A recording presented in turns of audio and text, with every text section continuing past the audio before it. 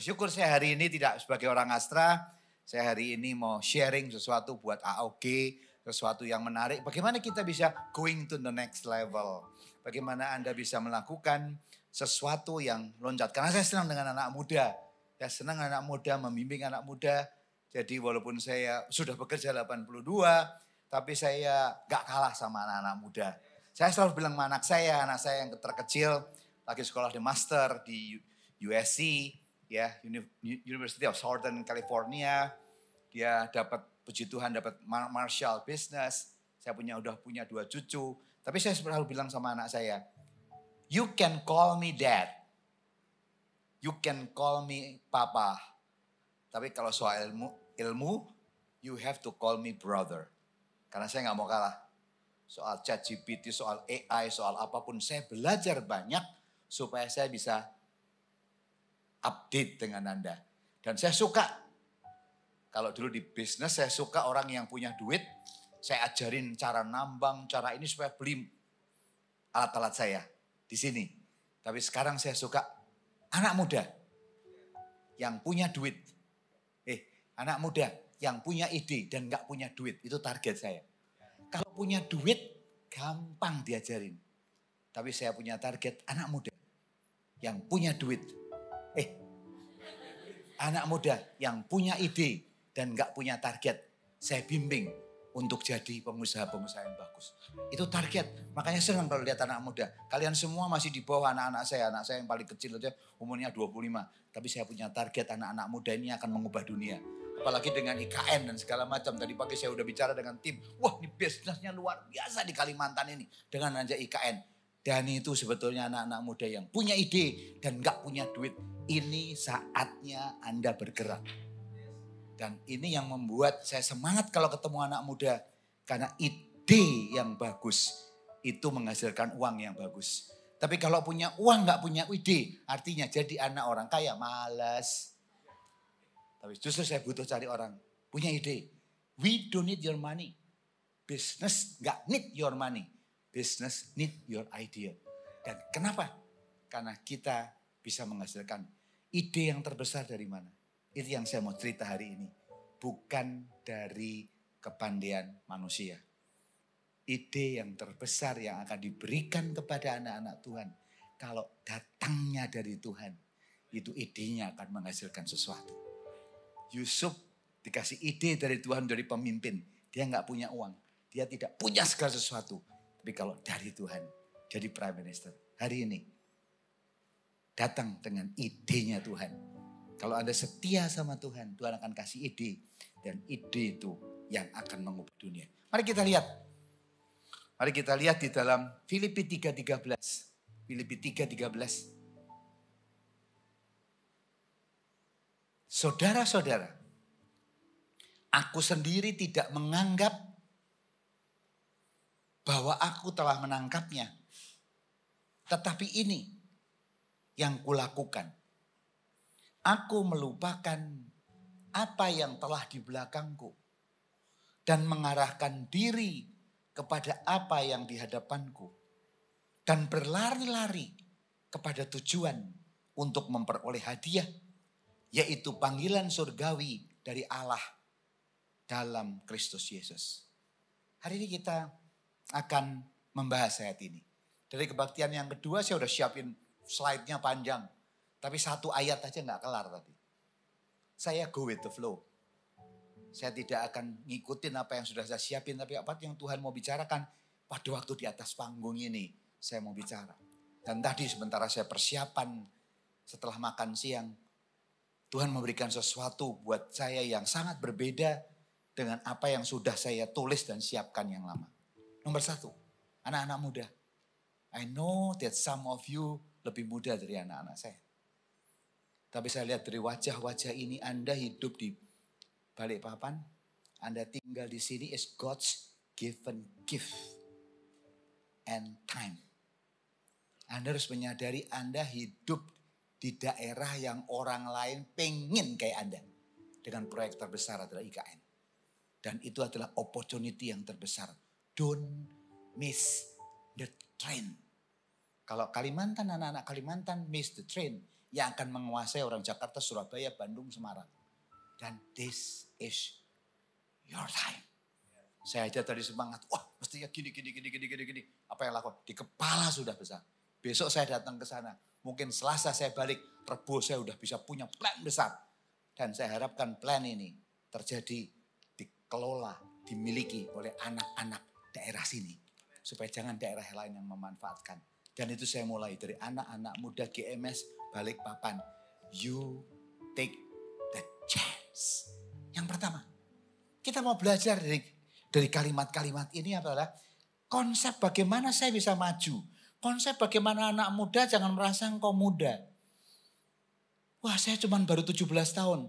Saya baru tingkat 2 Pak Paulus. Saya belum lulus. Saya setiap tahun ke luar negeri, saya setiap tahun ke Silicon Valley.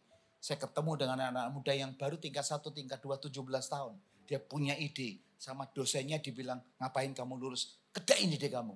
Dan jadilah namanya LiDAR. Umur 17 tahun LiDAR dari University of Stanford. Itu yang membuat orang bisa autonomous vehicle. Ditemukan anak muda loh. PhD-nya, profesornya aja ngakuin. 17 waktu saya ketemu sama dia. Karena setiap tahun saya ke sana. Ngelihat ketemu anak-anak muda di sana. Saya senang banget ketemu anak muda. Idenya luar biasa. Gak pernah kepikir itu terjadi dan luar biasa. Kuncinya adalah apa? Minta Tuhan bicara. Dan kalau Tuhan ngasih visi, anak muda berani breakthrough. Nomor 1, dikatakan di sini, hai saudara-saudara, aku sendiri tidak menganggap, bahasa Inggris ya, ini yang paling penting, bahasa Indonesianya adalah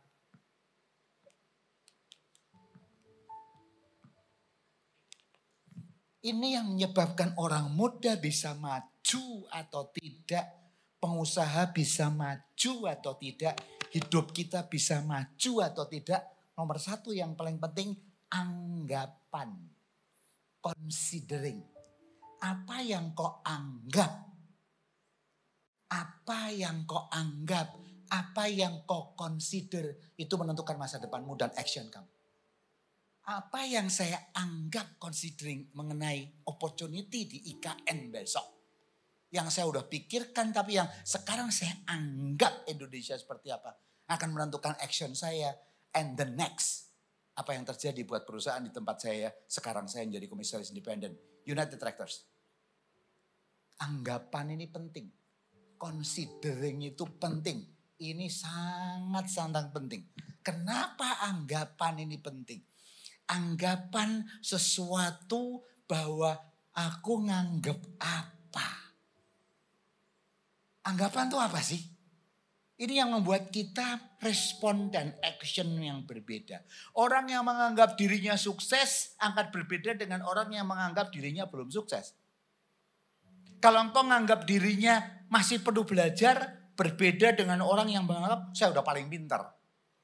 Kalau engkau menganggap diri kamu orang yang biasa aja, itu kan untuk orang-orang hebat. Saya cuman SMA, saya cuman nggak bisa begini, saya bukan lulusan luar negeri, bukan. Waktu engkau menganggap dirimu seperti itu, yang akan terjadi seperti anggapan. Anggapan ini penting. Itu sebabnya saya senang dengan waktu saya di sini, anak-anak STM di perusahaan saya. Kamu STM ya? Iya. Jangan nganggap kalah sama orang-orang insinyur baik dari ITB, dari UI, ITS. No. Saya ajarin mereka, kamu STM, pikirkan alat berat seperti ini yang dibikin oleh para PhD, pikirkan improvementnya. Ini STM loh. Pikirkan improvementnya. Think improvement. Wah Pak ini kan mesti PhD yang bahasa Inggrisnya. No. Karena engkau operate alat-alat ini. Engkau tahu excavator 3.200 ton, 300 ton, 3.000 ton. Ini segala macam. Pikirkan. Pertama kali bilang, apa saya bisa mikir? Mikirnya gimana? How to operate? No. Kalau how to operate itu operator. Coba engkau pikirkan mekanik gimana kerjanya dan bikin improvement. Waktu engkau berkata, saya cuma STM, bisa apa? Waktu engkau berkata bisa apa? Ya jadilah sesuai seperti yang kau pikirkan. Tapi enggak, coba kau pikirkan kalau kerjanya STM mekanik, pikirkan. Waktu mereka mulai memikirkan, menganggap saya yakin kamu bisa ngalahin sarjana kok. Kalau engkau mau belajar. Saya yakin kau bisa ngalahin master. Saya yakin engkau bisa mengalami PhD. Kalau engkau menganggap dirimu, I know this machine, saya pikirkan dengan cara baik. Anggapan ini. Waktu mereka mulai lakukan utak-utik. Banyak usulan-usulan, ide-ide baru. Dan salah satu ide, waktu bagus kita kirim ke Jepang. Sampai PhD Jepang bilang, yang mikirin siapa? Sarjana dari mana? Master dari mana? Waktu saya katakan cuman STM. Dia bilang, wow. Dan we can. Nah, saya bilang sama teman-teman, we can. Tergantung nomor satu, anggapan. Engkau consider apa yourself. Makanya Rasul Paulus berkata, hey, anggapan ini penting. Kalau engkau menganggap dirimu seorang biasa, ya sudah. Tapi kalau engkau menganggap dirimu, saya punya Tuhan yang luar biasa. My God is a great God. Apa yang tidak pernah saya lihat, apa yang tidak pernah saya dengar, apa yang tidak pernah saya timbul dalam pikiran yang disediakan Tuhan buat saya. Saya anaknya. Pendidikan tidak ada artinya dibandingkan dengan apa yang Tuhan. Ini bahwa engkau punya Tuhan yang besar. Saya lulusan institut fleksibel banget. Saya nggak pernah akan bisa naik perguruan tinggi. Orang tua saya demikian miskin. Saya nggak bisa mikir sekolah aja nggak bisa perguruan tinggi. Dan setelah SMA saya masih kerja. No point saya akan pergi. Karena kondisi. Tapi kalau saya nganggap ya sudah. Dasar nasib. Saya nganggap nasib ya sudah. SMA saya kerja. Kalau SMA kerja jadinya operator kan. Dan waktu saya menganggap diri saya begini, ya sudah, ya nasib lah punya orang tua yang gak punya duit, ya saya lakukan, I will be an operator. Dan waktu saya bilang, no. Orang tua saya gak punya duit. Dan untuk masuk perguruan tinggi tidak perlu duit, perlu otak. Saya percaya. Itu sebabnya SMA saya kerja keras supaya saya juara sekolah. Kalau juara sekolah saya dapat beasiswa. Kalau dapat beasiswa, nggak perlu bayar apa-apa. Saya menganggap diri saya, oke, uang saya nggak punya. Tapi saya punya Tuhan dan saya mau berdoa. Saya belajar. Dan waktu saya SMA lakukan sesuatu, begitu hasilnya bagus, saya ranking, masuk, diterima di IPB tanpa tes, tanpa bayar, dapat beasiswa. Saya sekarang tahu, anggapan saya bahwa saya akan jadi operator, itu salah karena saya punya great God. Saya depend God. Yang lain macam-macam saya berdoa. Tuhan izinkan saya jadi juara. Saya kerja keras. Yang lain pacaran, yang lain santai-santai saya kerja. Untuk apa? Saya menganggap secara manusia saya tidak akan dapat support. Tapi saya punya Tuhan yang luar biasa. Saya tidak mau dibatasi dengan kondisi orang tua saya. Saya nggak mau dibatasi dengan kondisi ekonomi saya. Karena saya punya orang tua di atas orang tua. Yaitu Tuhan Yesus yang bisa ngasih kepada kita. Saya belajar. Begitu masuk di IPB dapat sekolah. Dan begitu masuk di IPB dapat sekolah. Saya kok apa yang saya anggap? Wah, saya nggak punya duit. Sekolah itu ternyata perlu duit untuk beli buku segala macam. Saya nggak punya duit. Jadi gimana saya masuk nggak punya duit? Saya kalau sehari-hari kayak gimana? Oh, saya jualan apa aja. Jualan panci, jualan buku supaya saya survive dapat duit. And yet, saya nggak punya duit untuk beli buku. Apa yang saya lakukan? Saya masuk perpustakaan. Saya belajar di perpustakaan. Anggapan saya bilang, Tuhan itu ngasih kepala loh. Anggapan Anda terhadap Anda, consideration Anda terhadap Anda menentukan action. Karena saya nggak punya duit, saya nggak bisa buku, saya tidak pernah bolos kuliah. Saya catat, karena fotokopi itu mahal. Jadi saya harus nulis. Saya harus masuk ke perpustakaan, baca. Dan sambil baca, saya bilang, Tuhan, aku nggak punya buku. Tapi aku punya Tuhan, tolong Tuhan. Baca supaya yang keluar ujian yang saya baca Tuhan. Aku gak punya. Dan saya jujur sama Tuhan. Tuhan aku gak akan ingat semua. Tapi Tuhan ingat. Tuhan kau tahu yang keluar ujian kan kau tahu toh Tuhan. Tuhan ajarin saya mana yang keluar ujian. Oh kita punya Bapak kok. Saya kalau doa gak malu-malu bilang sama Tuhan. Tuhan bukunya banyak. I don't have money to buy the book. Tapi saya punya Tuhan. Tuhan kasih tahu. Bisikin saya yang keluar apa Tuhan. Dan saya berdoa. Dan saya lakukan. Kenapa? Saya tidak menganggap enggak punya buku. Saya tidak menganggap enggak punya duit limit my source. Karena saya punya Tuhan yang luar biasa. Orang yang makin enggak punya duit dengkulnya kuat. Enggak hanya knowledge, tapi modal dengkul kuat. Yang punya duit, punya knowledge, dengkulnya enggak kuat. Doanya biasa aja. Tapi kalau saya doa, Tuhan ujiannya keluar apa Tuhan? Di perpustakaan, saya baca betul-betul, kita lihat. Dan waktu kita menganggap, saya tidak mau dibatasi oleh apa yang saya lihat. Makan saya terbatas, ke kampus saya harus jalan kaki. Enggak ada kayak gini. Saya nggak mau dibatasi. Saya punya Tuhan. Dan waktu saya berdoa. Dan saya cum laude. Bukan karena saya punya. Kenapa bisa cum laude? Karena Tuhan bisikin. Kalau ujian kayak gimana? Tek, tek, tek. Ya terus toh. Bisikin kok. Yang lain berdoa untuk ini. Berdoa Tuhan tolong bantu saya. Saya nggak ngerti ujian apa. Dan waktu hasilnya cum laude. Saya bilang dari mana? Kamu belajarnya dari mana? Dari dengkul. Your dengkul is your strength. Your doa is your strength. Jadi tidak mau dilimit. Anggapan ini penting. Jadi Anda yang di sini saya suka bahwa jangan Anda limit dengan kondisi sekarang ini. Kalau engkau berkata aku kayak gini, saya cuma mau sharing bahwa Tuhanmu tidak ada limit. Considering anggapan ini yang melimit Anda. Tapi kalau anggap ada, wah persoalan ini besar nih. Saya perguruan tinggi gak bisa, persoalan ini besar. Kalau menganggap persoalan yang kau hadapi sekarang besar, ya jadi besar. Tapi kalau anggap persoalan kecil, jadi kecil. Terus karena saya gak punya duit, gimana? Saya Sabtu Minggu melayani dan saya putuskan saya mau melayani. Murid saya cuma 8, SD kelas 5 sampai SMP kelas 2. Dipercayakan gereja. Pak Paulus, kamu sekolah, kuliah. Dan waktu menjadi kayak Servolution, saya ikut. Saya nomor 1 Servolution. Saya mau melayani Tuhan. Karena saya tahu kalau saya melayani Tuhan, Tuhan kasih hikmat kepada saya. Saya mau melayani Tuhan. Pelayanan harus bukti, saya ikut. Wah saya pikir mahasiswa, IPB, cum laude, pelayanannya pasti hebat. Jebret, kasih 8 orang SD. Kelas 5 sampai SMP. Waktu saya terima 8 orang. Wah saya semangat dari 8 orang. Pasti bisa jadi 150. Dan saya mau melayani sungguh-sungguh.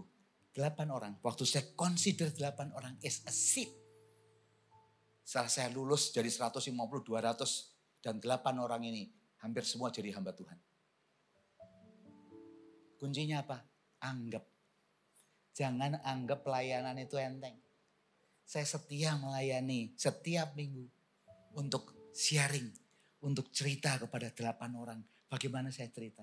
SD kelas 5, SMP kelas 2, kelas 2. Paling cerita 30 menit. Tapi saya gak menduga itu cara Tuhan mendidik saya ngajar bagus. Sehingga sekarang kalau perusahaan ngundang saya ngajar 1 jam bayarnya mahal banget. Kalau minta saya ngajar dalam nama Yesus gratis. Gak perlu pakai PK. Tapi kalau tanpa nama Yesus mahal banget. Kenapa? Dari ngajar 8 orang. Jadi pelayanan kok mungkin sederhana. Cuman usher, welcome home. Tuhan count. Yang kau teriak di depan, welcome home. Orang mungkin lupa. Semua mungkin lupa. Tapi ada satu pribadi kalau engkau setia yang tidak pernah lupa. Welcome home. Yang pelayannya bagus nih penyanyi. Penyanyinya itu bagus. Itu dilatih bisa jadi penyanyi dia. Suaranya melengking. Kalau cuma melayani kayak gini, I know melayani ini. Tuhan tidak pernah anggap dirimu. Nomor 1 tadi, kita bicara soal menganggap bahwa saudara aku sendiri tidak menganggap. Ini yang paling penting. Consider, anggapan Anda terhadap diri Anda akan menentukan your next level of life. Anggapan. Yang kedua, bahwa aku telah menangkapnya. Saudara aku sendiri tidak menganggap, ini Rasul Paulus yang rasul hebat sekali loh. Rasul yang top, makanya nama saya Paulus. Senang dengan Paulus yang hebat, tapi kalimat ini, aku telah menangkapnya. Kita bicara yang kedua, attitude yang kedua dari Rasul Paulus soal achievement. Kalau bahasa Indonesianya prestasi.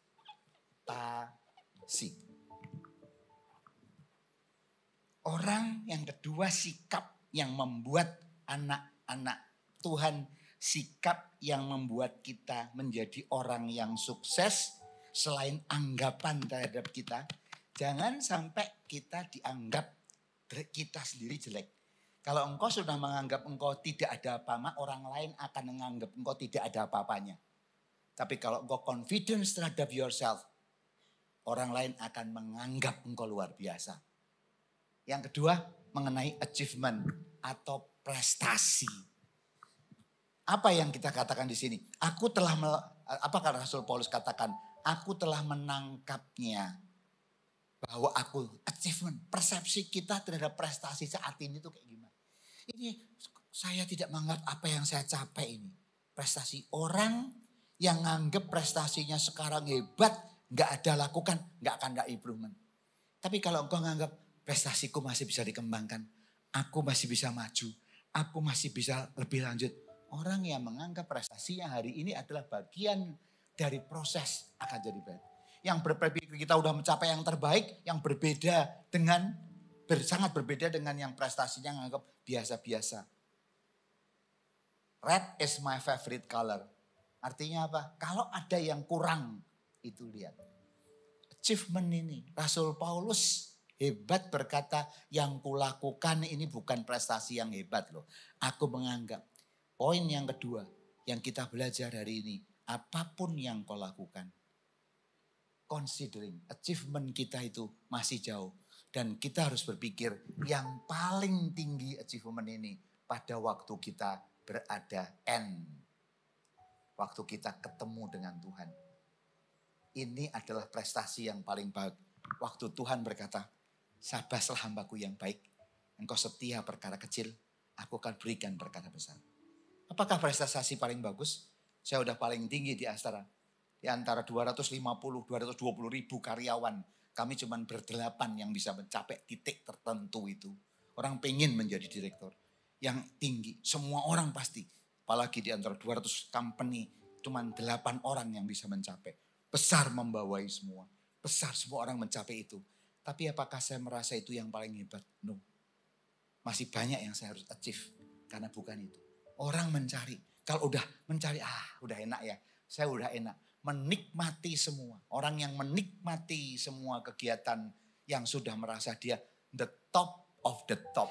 Dia the best of the best. Nggak pernah akan maju lagi. Karena berakhir selesai. Ya. Orang yang achievement-nya bagus, ini pasti ada semua reputasi.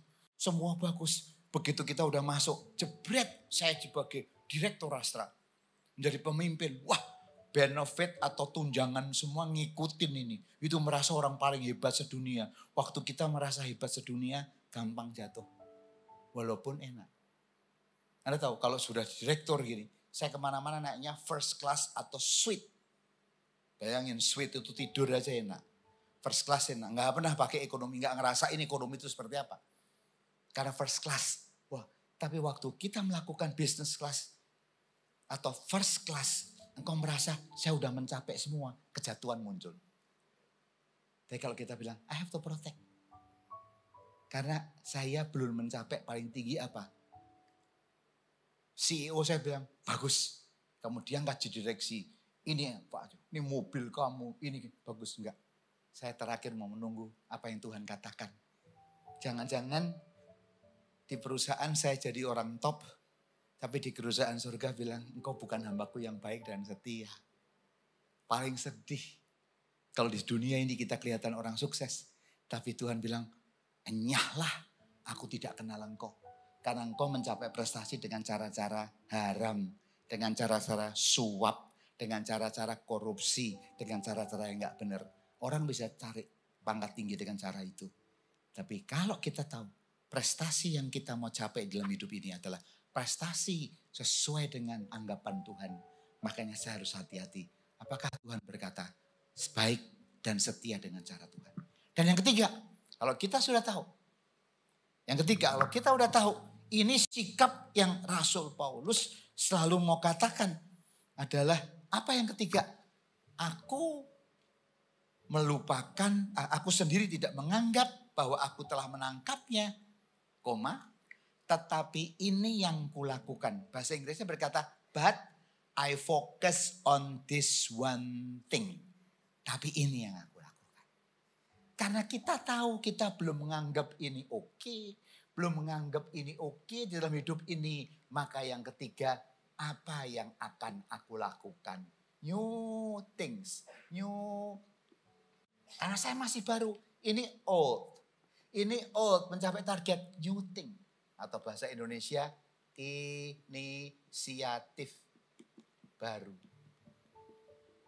Ini adalah satu sikap. Sikap dalam bahasa Inggris, can.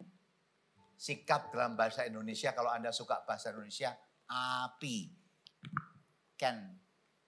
Can artinya apa? Saya siap untuk melakukan sesuatu new things in my life. New things ini yang nanti akan kita breakdown. Dari mana anak-anak muda kita?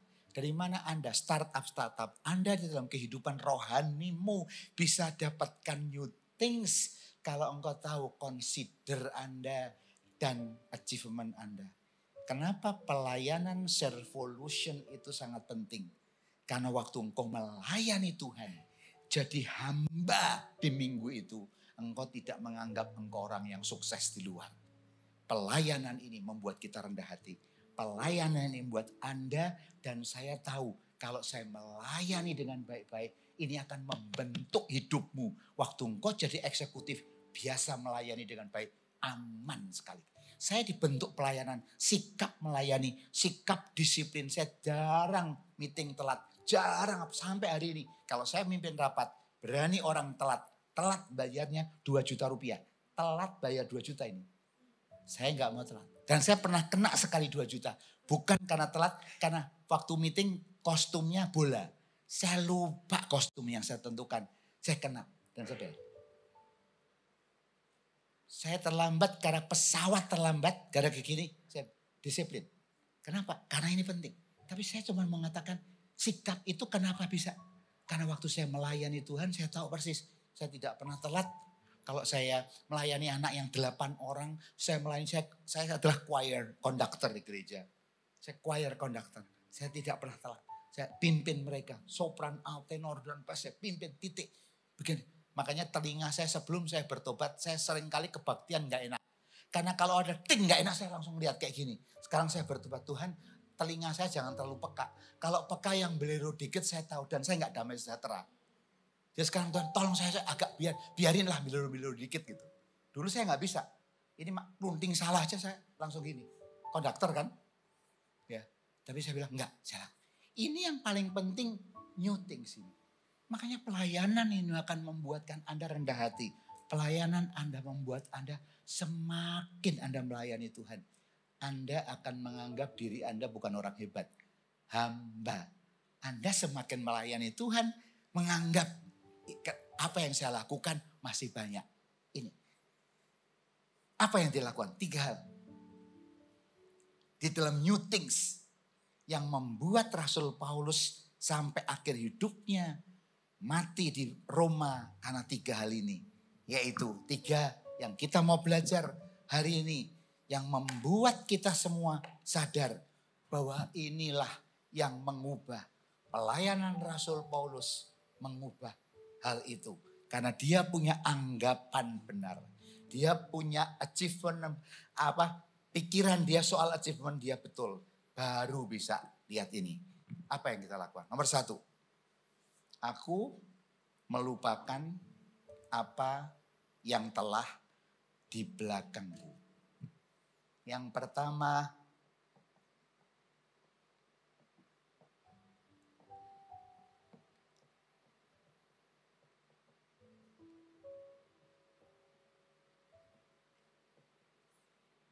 melupakan apa yang telah di belakangku. Forget what is behind. Past. Nah ini yang banyak iblis sukanya mengingatkan kita masa lalu kita. yang gagal. Wah kamu banyak dosa, kamu nggak bener segala macam. Iblis mengingatkan kita supaya kita nggak maju tuh masa lalu yang jelek. Iblis juga mengingatkan kita supaya nggak bisa maju pas sukses kita begini. Waktu kamu gini kan kamu hebat kan. Waktu ini kamu lakukan kan. Waktu pas sukses doesn't guarantee future success. Tapi ini yang seringkali anak-anak muda karena masih gejolak. Kalau mau maju betul, halah wong kamu aja kemarin masih rokokan. Kamu nggak pernah berdoa. Kamu masih suka nyontoh. Kamu kok mau melayani service solution. Kok kamu kayak gini. Malah kalau kamu belum melepas dugem. Belum melepas rokokan. Udah jangan melayani deh. Beresin dulu rokoknya. Beresin dulu birnya. Beresin. Iblis pengen membuat kita terjerembab dengan pas. Supaya apa? Jangan maju. Oh kamu belum layak kok. Kamu belum bisa kok. Kamu belum apa-apa kok. Iblis mengingatkan semua orang agar tidak maju dengan cara dipenjara oleh masa lalu yang jelek. Ataupun masa lalu yang bagus yang kau menganggap demikian. Tapi satu bersyukur kita punya Tuhan yang memberikan satu solusi yang luar biasa. Yang iblis tidak bisa bantah lagi untuk anak-anak muda. Di atas kayu salib. Di bukit Golgota. Tuhan mematahkan seluruh pas data. Bukan hanya delete. Bukan karena delete itu adanya di recycle bin. Tapi Tuhan iris recycle bin. Tidak diingat lagi. Waktu pas data orang berkata, Tuhan kita memang selayaknya dihukum. Pas. Saya memang selayaknya dihukum. Pas. Kita memang jahat selayaknya dihukum. Pas. Tapi anak ini mendengar Tuhan yang ngasih hope. Ngasih harapan, dia berkata. Tapi engkau Tuhan. Engkau yang tidak selayaknya dihukum. Engkau yang tidak selayaknya seperti ini. Dia berkata, Tuhan ingatlah akan aku. Waktu engkau datang sebagai raja. Dia nggak ngaku, Tuhan ampuni saya dosa. Tuhan segala macam. Tuhan enggak. Tapi pengakuan dia yang paling besar di atas kayu salib berkata, kita selayaknya dihukum. Pas, akui your past. Tapi waktu sama Tuhan Yesus, dia berkata, Tuhan ingat aku yang tidak layak. Waktu engkau datang, future, sebagai raja. Saya ulangi. Past dia tidak berusaha untuk, waduh pastnya kayak gini. Enough, past is past, enough is enough. Let bygone be bygone. Asal jangan minum bygone. Dia berkata, Tuhan ingat saya ya. Kalau engkau datang sebagai raja. Future. Tapi Tuhan jawabnya enggak future loh. Tuhan jawabnya pastnya diberesin bukan future. Apa yang dijawab Tuhan? Karena dia forget what is behind. Aku orang berdosa. Aku orang tidak layak. Aku orang yang tidak mampu. Aku orang yang tidak ada apa-apanya. Aku orang yang pastinya masuk neraka. Tapi dia bilang, Tuhan ingat aku. Pada waktu engkau datang sebagai raja. Future. Tapi Tuhan kita berkata, you don't need to wait until futures. Until tomorrow. Until somewhere between the clouds yang nanti-nanti. Allahmu, kalau kita mengakui forget your past. Apapun your past. Dia berkata, today, hari ini, present tense, sudden, direct, now. Engkau bersama dengan aku di Firdaus. Hari ini engkau bersama aku di Firdaus. Enggak langsung mati toh. Kalimatnya kan present tense. Hari ini engkau bersama aku di Firdaus. Enggak. Dia masih menderita. Saya enggak tahu berapa lama dia menderita. Nanti di surga kita tanya ya, kamu menderita berapa lama? Dipotong kaki, dipotong kiri. Berapa lama dia menderita? Tapi waktu dia menderita dipotong kaki, yang lain teriak-teriak, mengumpat-ngumpat. Satu temennya mengumpat-ngumpat. Waktu dia datang, dia sampai, waktu dengar kalimat ini, hari ini engkau bersama aku di Firdaus. Waktu dipotong kakinya dia, haleluya, please dipotong kakinya, please tombak saya, please. Kenapa dia tenang dibandingin temannya? Karena dia tahu ada janji from the future to vision. Hari ini aku bersama dengan Tuhan Yesus. Waktu dia lihat Tuhan Yesus, ke dalam tanganmu tetelestai, ke dalam tanganmu kuserahkan rohku. Blok. Yang lain sedih, muridnya sedih, Yohanes sedih, Maria sedih. Ada satu orang yang tidak sedih, namanya penjahat ini. Now he is waiting for me. Dia melihat dia is waiting for me seperti Stefanus. Waktu dirajam yang lain teriak. Tapi dia nggak teriak karena dia lihat Bapa di surga yang berkata, wow di sini welcome home. Dan pribadi ini Stefanus dan orang di sebelah itu. Dia dengan keyakinan hari ini. God see you soon. Waktu Yesus sudah mati, dia belum mati. Tapi waktu malam itu dia harus dimatikan. Kaki harus dipotong. Segala macam. Saya yakin waktu kaki dipotong. Dia berkata, see you soon. See you soon. Karena dia forget the past. Hari ini apapun black you are. Black I am.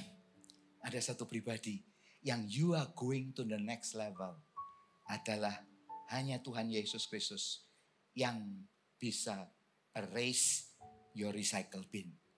Yang bisa forget your past. Supaya engkau bisa go to the next level. Ini yang menyebabkan anak-anak muda. Engkau bisa gerak.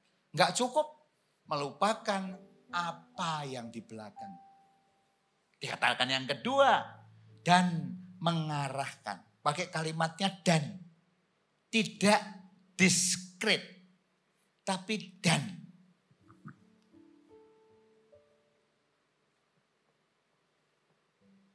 Artinya plus. Apa dannya? Mengarahkan diri kepada apa yang di hadapanku. Apa yang disebut ini adalah forward looking. Ini kita bicara futures. Kalau kau lihat hari ini, aduh Tuhan saya gak punya duit. Saya gak punya gini. SMA saya mesti kerja, operator. What should I do? Waktu saya punya Tuhan, aku mau kerja keras. Sampai ke perguruan tinggi dan saya bisa. Gak punya duit untuk sekolah. Gak punya duit untuk beli buku. Tidak ada alasan. Saya berdoa Tuhan kalau engkau sudah menetapkan saya di IPB. Tuhan telah penato di IPB. Saya memikirkan forward looking. Tuhan pasti bikin saya lulus. Begitu saya lulus dan hasilnya bagus. Tidak sekedar biasa lulus. Pada waktu saya lulus akan ada pelantikan. Dan yang bagus akan maju ke depan. Bersama orang tuanya. Dibilang Paulus Bambang, congratulations to your achievement. Ini sertifikat karena saya dapat nilai bagus. Dan waktu itu saya bilang, saya gak punya apa-apa. Saya gak punya jas. Batik aja cuma 2.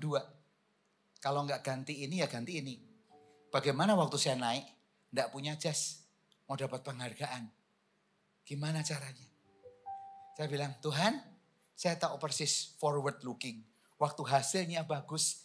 Saya tahu Tuhan ini final semester terakhir. Kalau ini bagus saya akan maju ke depan. Bersama orang tua saya. Yang gak punya. Yang akan maju di depan semua orang. Dan ditepuk tangan hasilnya bagus. Saya gak punya. Gimana caranya Tuhan?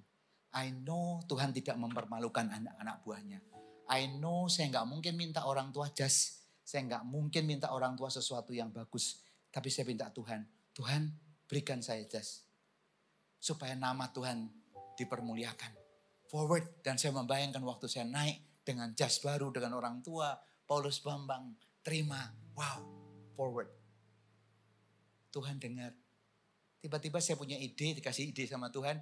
Bikin ya, kamu lihat di Bogor ada banyak keong sawah. Kalau bahasa Indonesianya tuh tutut itu keong sawah kan ganggu di sawah. Kamu riset, itu bagus keong sawah tuh gangguin petani. Bisa nggak kamu riset? Kamu ambil apa? Waktu saya riset, ini bisa pakai protein. Saya rubah dengan enzim bromelain dengan nanas, aset ekstrak proteinnya. Kita punya ide, wah ini kan hama. Bagaimana hama ini kita convert menjadi sesuatu yang baru. Gimana hama ini tidak dimakan pakai rujak atau pakai apa enak, tapi sesuatu yang lebih besar. Kalau itu berapa banyak orang makan kan? Tutut itu, lah kan. Waktu saya mulai memikirkan kembali, kita nggak perlu punya duit, tapi kamu punya Tuhan yang bisa ngasih ide. Dari mana saya ide tutut? Dari mana kita ide keong sawah? Orang juga ngeliat keong sawah makan. Di nasi gado-gado gajanganan. Tapi kalau Tuhan ngasih ide, coba perhatikan yang kau makan. Ini ada proteinnya. Kau bisa lakukan. Saya sering terharu karena saya tahu saya punya Tuhan yang luar biasa. Kalau tanpa Tuhan saya nggak akan jadi seperti ini. Tiap kali saya masih menangis kalau saya naik di first class di suite. Tuhan kok bisa saya duduk di sini ya? Kok bisa saya duduk di sini? Hanya karena orang lain makan gado-gado, sate, cutut. Tuhan berkata, cek. Dan saya riset sate cutut. Waktu saya riset sate cutut. Saya tahu persis Tuhan aku pengen. Dan saya bilang sama Tuhan saya gak malu. Tuhan saya pengen. Waktu saya naik semester depan lulus ke sana. Tuhan saya dapat jas dong Tuhan. Saya gak tahu dapat jas caranya bagaimana. Tapi saya pengen waktu depan membanggakan orang tua. Dengan jas karena saya akan dapat prestasi bagus. Dan berkata seperti ini. Saya ngomong sama Tuhan. Karena saya tuh gak punya orang tua yang saya bisa ajak ngomong. Saya punya orang tua di atas orang tua saya. Tuhan, I need jas. Saya gak pernah define jasnya berapa, harganya berapa. Dulu belum ada Uniqlo. Dulu belum ada H&M. Dulu jas ya mahal. Ya jas buat orang yang kayak saya, jas itu mahal. Yang punya duit murah. Tapi saya punya Bapa kok. Saya katakan, Tuhan I know my best, tapi saya pengen forward looking waktu maju seperti ini. Ide, survei, research. Akhirnya bagus saya kirim ke pertandingan lomba karya inovatif produktif tingkat nasional. Cut long story short. Kami juara 2. Kami diundang ke Istana Negara. Bertanding di Istana Negara. Final dulu sebelum juara 2, final di Istana Negara. Dan waktu di Istana Negara, dicek di depan profesor segala macam.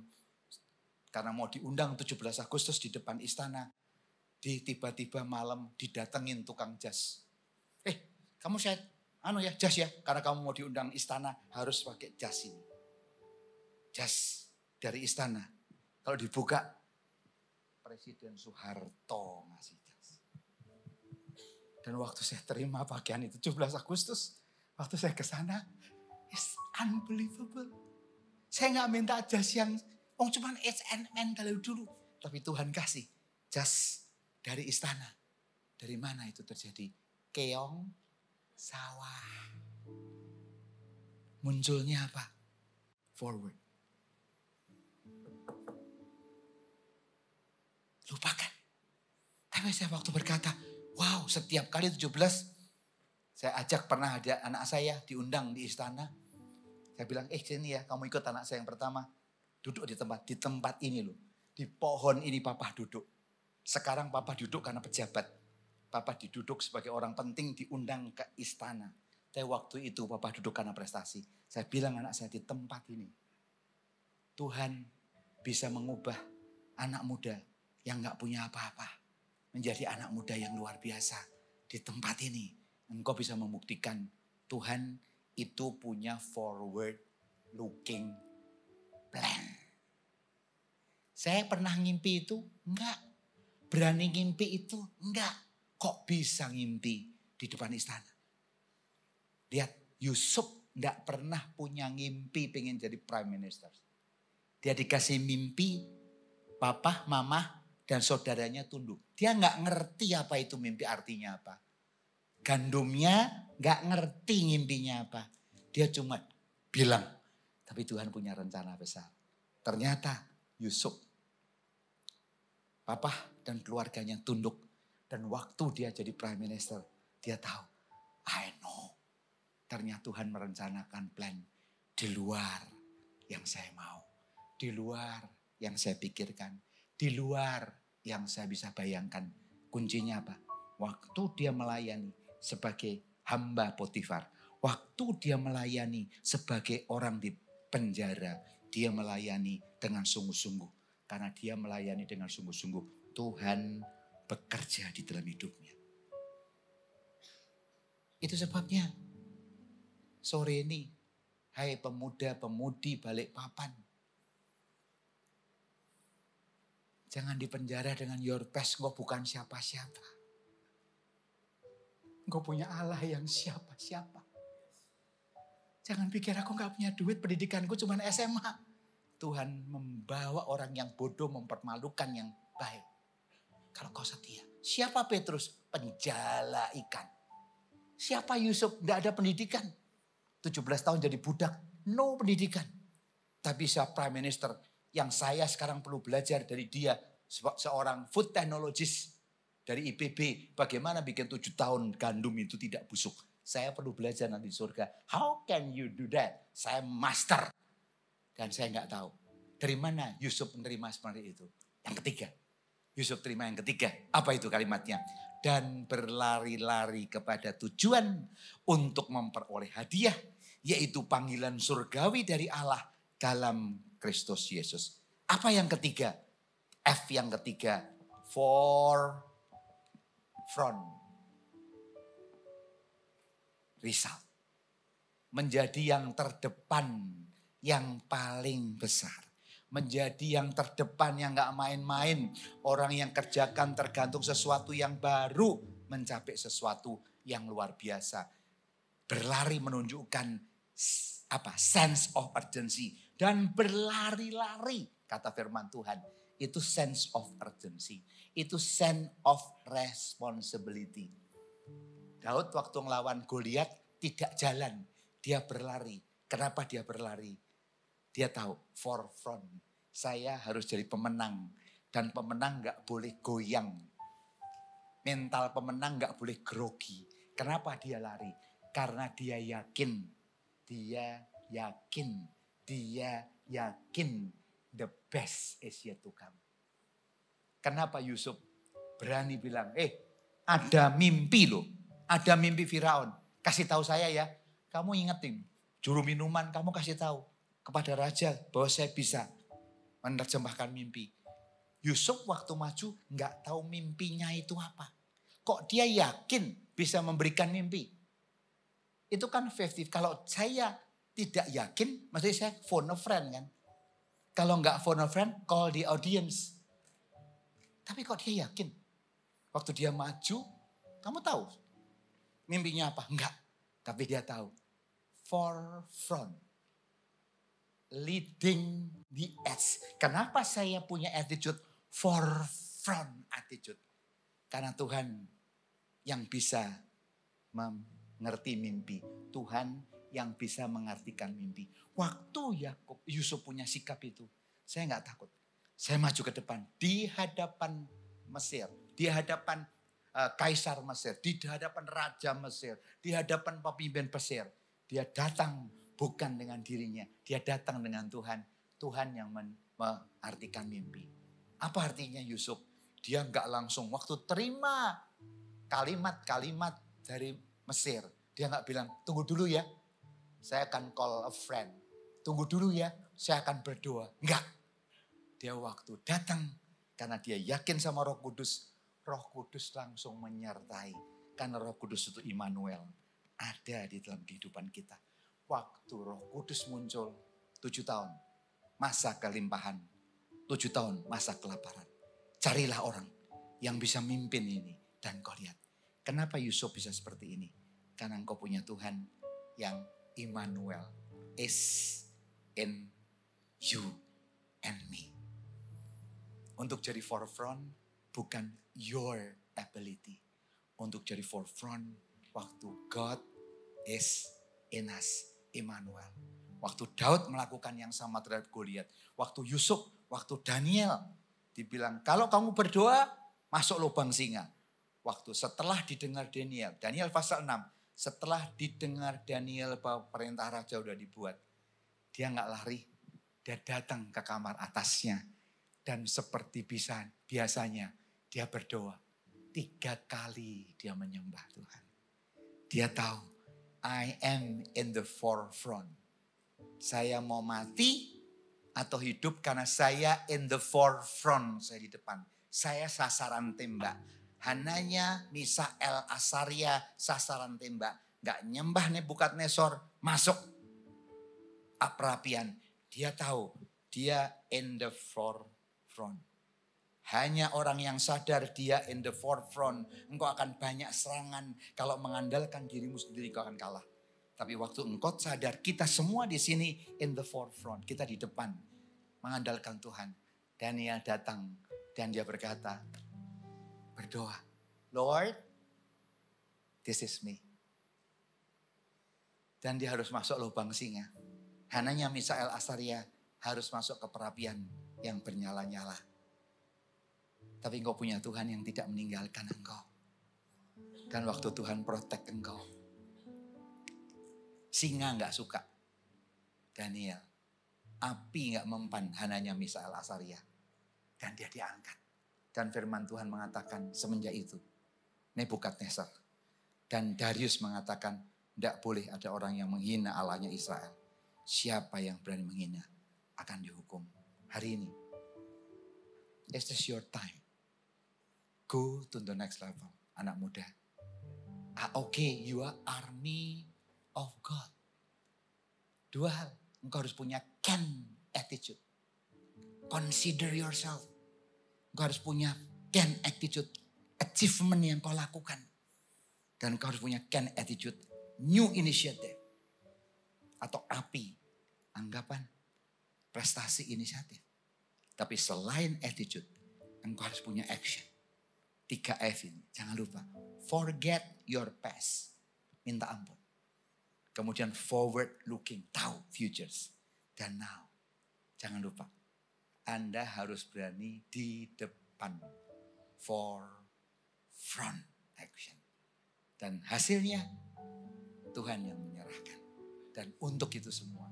Orang yang mau berani di depan. Adalah orang yang mau melayani. Pelayanan adalah menjawab kamu di depan. Engkau pelayanan multimedia, pelayanan apapun, artinya engkau siap berani di depan. Pelayanan doa, itu artinya engkau berani di depan menghadapi segala macam tantangan. Orang yang berani pelayanan adalah berani di depan dan Tuhan tidak pernah lupa. Not a single hours or even minutes yang engkau beri di dalam pelayanan kepada Tuhan, Tuhan forget. Atasan bisa. Pak Arya bisa lupa. Pak John Lee bisa lupa.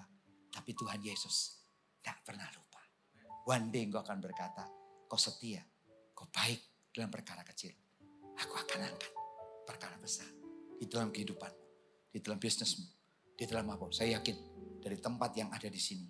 One day siapa tahu yang bisa menggantikan saya di Astra. Di Astra, begitu kau menggantikan di Astra, akan berkata, first class itu enak loh ya. Hotelnya itu suite. Gak pernah hotel biasa. Suite itu 2 level kadang-kadang. Kamarnya banyak. Waktu engkau masuk ke kamar itu. Engkau berkata, not me, but God. But you can do that. Mari kita bangkit berdiri.